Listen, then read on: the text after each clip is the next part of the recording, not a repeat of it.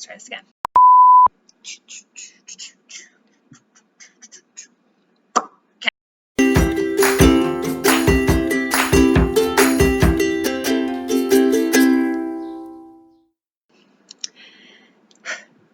Hey everyone, and welcome back to the Non-Conforming Hippie. Thank you so much for tuning in to this video.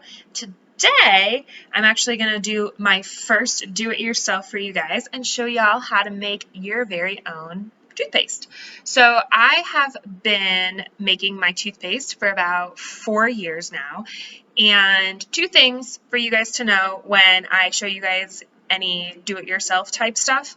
I'm very as little work as possible that needs to be done. So I don't want to be like sitting around doing all this stuff and really becoming a chemist in my kitchen. I like it to be easy. I like it to be simple. I like minimal ingredients. And that's what most of my stuff is. You're also going to find I don't really like measure things. I'm very much eyeballing how much of everything I put in. So that's kind of just what I do. And I know some people are probably going to watch this and be like, no, I really need measurements. And that's cool. That's awesome. I don't. I just eyeball everything. And I think once you've kind of made your own products enough times, you will have a better sense of how much of whatever ingredient you want in that. So with that being said, we're just going to kind of eyeball things and it'll be great. Before I show you how to make your own toothpaste, I do just kind of want to talk about A, why you should make your own toothpaste, and B, what my experience with making my own toothpaste has been. So a couple of reasons why you want to make your own toothpaste is toothpaste itself is just kind of filled with a lot of chemicals, and there's a lot of discussion going back and forth on what you actually need to keep your mouth clean. And a lot of times whatever is going on in there is really diet-based. And there's even discussion that's been going around and studies that have been done that say you don't actually need toothpaste, you really just need your toothbrush to kind of go in and clean everything and get things moving around. So I would say in addition to toothpaste maybe just being chock full with chemicals, not being the best thing you want to put in your mouth and potentially digest, but A, it comes in this horrible plastic tube, which is annoying in and of itself, but then they take the plastic tube and they put it in another box, which is aggravating for obvious reasons. So any way that you can make your own toothpaste is just going to be better for your own health, and you're not ingesting all these chemicals and you're not putting in all this bad stuff into your body, but you're also not wasting all this plastic. So a lot of the questions that I get about this toothpaste recipe that I use is, does it actually work? So the one thing I do want to say is I've been using this for about 4 years. I created this recipe back when I was living in the Philippines as a Peace Corps volunteer. And really, I just did it out of like boredom. I wanted to try it, see what happened, and I ended up loving it. And it was frankly a lot cheaper than buying my own toothpaste. And it was also very easy to make. And of course, the zero plastic is awesome. But I've been using it for 4 years and I've never had a problem. With that being said, I've been very lucky where I've never had issues with my teeth. I've never had cavities. I've never had to get fillings. I've never had to get root canals. I don't even know what any of that stuff means because it's never pertained to me. So I've never had an issue. And all those years using normal toothpaste, I've never had an issue. And now using my own natural toothpaste, I've still never had an issue. So sometimes people, friends or family will say, yeah, but I've always had an issue with cavities or whatnot. And so the one thing that I would say to you guys is, if you are in a situation where you've had some sort of like cavities or root fillings or any of that stuff going on in your mouth, and your dentist has told you to try a different toothpaste and you've seen improvement, you've seen that that new toothpaste that the dentist has told you to use has worked for you, maybe what I would try if you really want to try this recipe out is slowly kind of move yourself off of it and really pay attention to how you're feeling. So maybe make this recipe, start using the dentist's recommended toothpaste in the morning and maybe use this at night, or you could reverse it and really kind of pay attention to what that's feeling like. Are you finding that, no, it's going back in your mouth, it's still becoming super sensitive, it could just be a situation that maybe you do need something that's a little bit stronger. You need one of those ingredients that's in this toothpaste that was recommended to you. If you feel like you're still feeling good and it's fine and you want to try to transition all the way, try it, see what happens. I would just strongly recommend paying attention to how you're feeling. That's if you've been moved onto a toothpaste and that's worked for you. My experience is a lot of people who have had issues with their teeth, particularly with cavities and things like that, they've switched toothpaste and nothing's changed. They've just kind of said, I use this toothpaste and no matter what happens, I'm always having a cavity or something's going on with my mouth. I hate going to the dentist because I always walk out with bad news. My advice for them is then you really have nothing to lose with switching over. Like, it's not going to get any worse because clearly all this other stuff you've been trying hasn't worked for you. So I would say you've got nothing to lose. And the absolute worst case scenario, if you do switch over to this all natural toothpaste, the worst case scenario you're probably going to see is that there's not going to be a difference. So at the end of the day, there's really not going to be much of a difference, except you're not putting these harmful toxins and chemicals into your body, and you're not having unnecessary waste from toothpaste.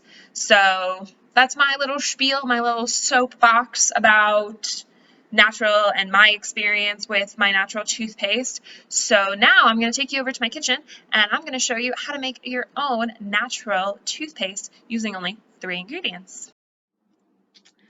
All right, okay, so we are in my kitchen right now and I'm going to show you guys how to do your do-it-yourself toothpaste. Really quickly, I feel like every time I watch YouTube videos of people doing stuff in their kitchen just looks like really neat and put together and there's nothing on the countertops, and as you can see, like, that's not the case here. My roommate and I actually use our kitchen, so I apologize for the distraction in the background. Also, not the best lighting. I'm hoping I will figure that out, but that's okay. We're not here to worry about lighting or what's on the counter. We're here to talk about make your own toothpaste. So, as I said, I don't measure. I'm gonna try my best to help you guys figure out like rations and portions and things like that. But really, this is just what I do. So really quickly, I want to show you what I put my toothpaste in. So we're talking about reusing anything that you get. I put my toothpaste in this little thing. Right, so a big reason I wanted to do this video today and not something else is I actually need to make more toothpaste. So you can see it's empty, but this is what I put it in. And it's actually an old like spice thing that I'd gotten at the store years ago, and some spice was in there and I took off the label and I cleaned it really well, and it's been my toothpaste ever since. I think actually the whole 4 years that I've been doing this. This has been my little container. And once you fill this up, this lasts me, I don't know, maybe like a month and a half, 2 months. It kind of depends how much of this you use every day, but yeah, so it lasts. So you really don't even need to go out and buy something special. Like any little container you have, or it can be a big one, who cares, right? Make it and keep it for the whole year. It's awesome, but you really can recycle, and I urge you guys to start thinking about these type of bottles as multi-purpose, right? It doesn't have to just be this had spices in it, so this is this that has that one purpose, if that makes sense, right? Really start thinking of how else can I use these bottles. So I put in here. All right, so the 3 ingredients that you're going to need for this is you're going to need some coconut oil. Here you go. I got this over at Sprouts. Coconut oil is one of those things, to be honest, I've not been able to find a way to bulk buy it, which makes me sad because I use it a lot. If you know any places where you can bulk buy coconut oil, let me know.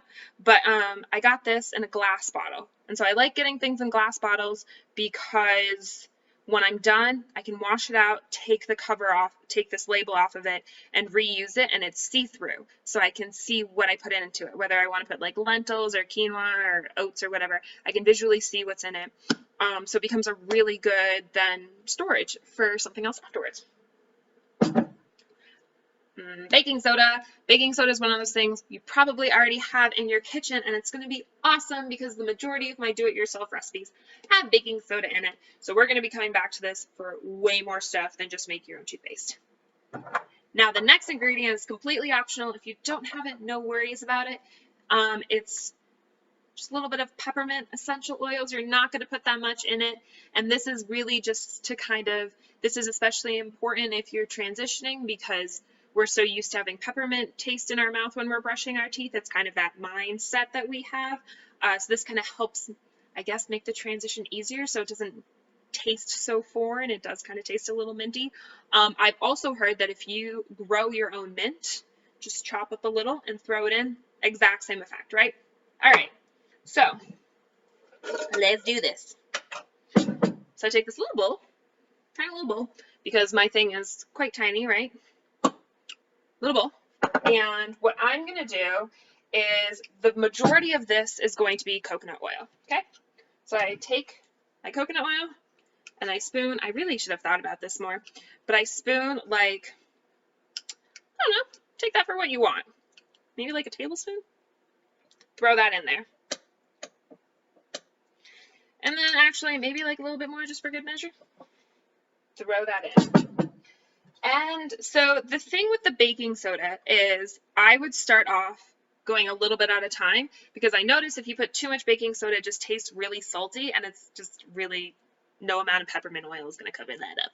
So if I were to just take a tiny little, I feel like this is a teaspoon or anything, and just kind of, this is going to end horribly because the hole's not that big, but I'll fill that up.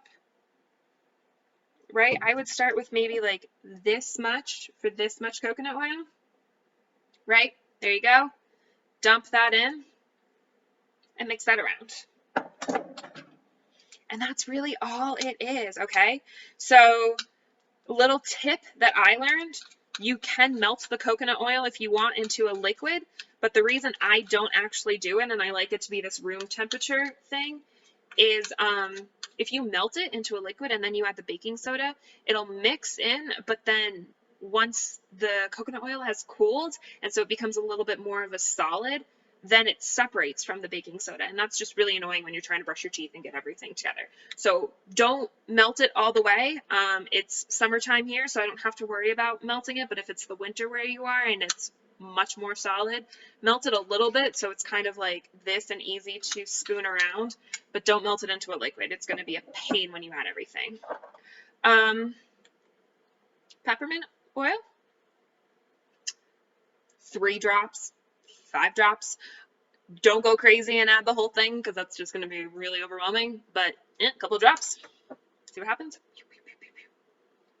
Come on, there we go. 1, 2, I don't even know how much that was, but cool. And that's your toothpaste. And it's so easy. Now, to be fair, I'm probably going to have to make a little bit more because this is probably not going to fill up my entire jar. But then what I do is I just go back to my coconut oil and I do the whole thing all over. All right, so we take a little bit, dump it in, baking soda. Now, while I'm doing this, you guys are probably curious, why are you using these 2 ingredients? So baking soda is wonderful because it's kind of this, it's known for being just a cleaner, to having deodorizing properties, right? So that's really helpful when you're in your mouth and you wake up in the morning and you're trying to get rid of bad breath, or maybe you just ate something and you're trying to get rid of that smell. So that's really good for just getting rid of the odor that we have in our mouth. The coconut oil is a natural antibacterial, so it's just got these great properties for keeping everything clean. So a lot of times baking soda, when we talk about making your own, I'm going to add peppermint oil in now, when we talk about making your own all-purpose cleaner, baking soda is going to be really great in that. So you just got these 2 really great all-natural ingredients. They're just going to be really good for cleaning, getting rid of odor, getting rid of unwanted bacteria, but it's not getting rid of all the bacteria, right? You want to keep some good bacteria. You want to keep your pH level. You want to keep everything in order in your mouth, but you still want to clean. You still want it to be healthy. So there you go. All done. I'm going to spoon this in here. And then that's it. It's super easy, guys. I know it's probably super frustrating for you to hear, but what are the measurements and everything? And I get that. And the best thing I can tell you is make your own. Start off with a little bit baking soda and see how that is. Like, a big thing is just the taste. You want there to be enough baking soda that it is able to kind of work its magic and get rid of all those odors, but you really don't want it to be overwhelming. So I would try it, and if worse comes to worse, you make your first batch and you're like, this could use a little bit more, then you add more baking soda. Or maybe you add too much baking soda, and then you just add a little bit more coconut oil. And it's really all about finding what works good. That's a big part of the sustainability part of this, is what works for you. What is your perfect recipe? So I would encourage, if you have these in your pantry, make it now, make a small batch, use it for a week, see what you think, and make some tweaks along the way. If you don't have them in your pantry, then I would encourage you to go out and buy them, because these are not ingredients just for do-it-yourself toothpaste, but it's also solid ingredients for a lot of other things. And we'll talk about that in other videos. So I'm filling this up, and I'm trying to put the lid on it. And there you go. All right, guys. So thank you so much for tuning in. That's Do-It-Yourself Toothpaste. And I will see you next time on The Non-Conforming Hippie. Bye!